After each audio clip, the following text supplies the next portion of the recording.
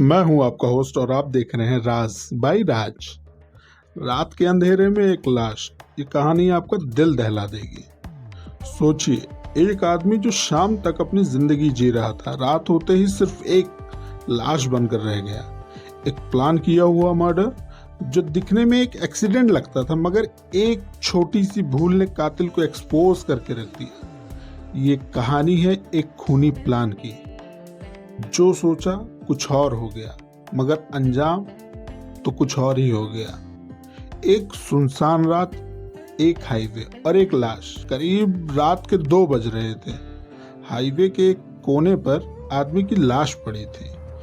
एक तेज रफ्तार कार उसके ऊपर से गुजर चुकी थी। पहली नजर में ये एक रोड एक्सीडेंट सा लग रहा था।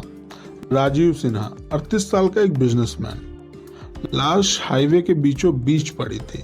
एक जूता तो उसके पास ही मिला, लेकिन दूसरा कहीं दूर पड़ा था।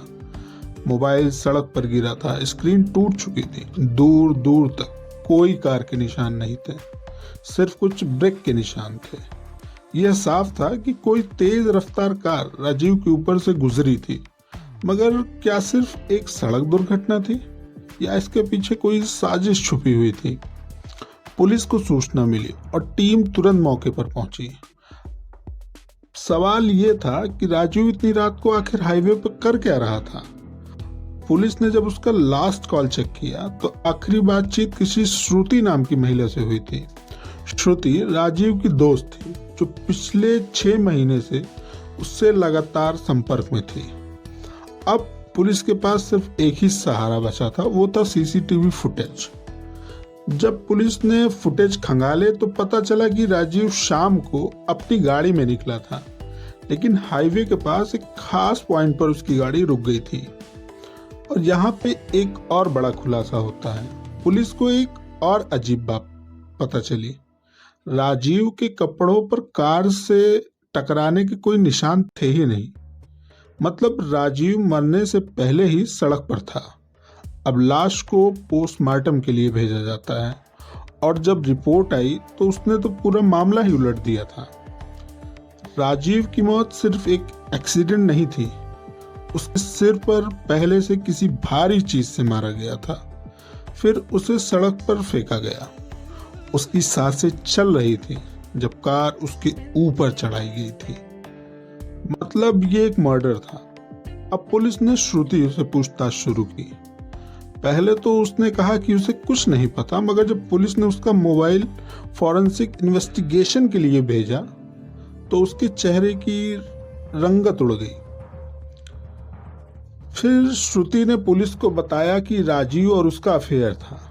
मगर यहाँ आया एक और ट्विस्ट। राजीव सिर्फ श्रुति से नहीं, बल्कि एक और लड़की जिसका नाम मीनल था, वो उसके साथ भी इन्वॉल्व था।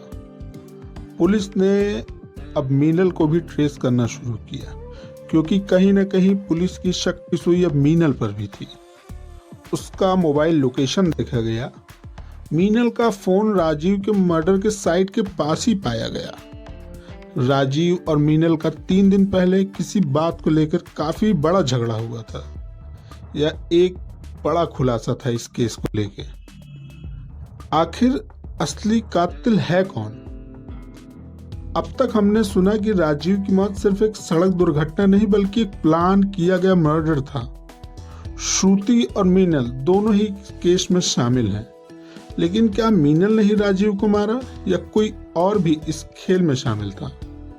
क्या श्रुति का भी कोई रोल है?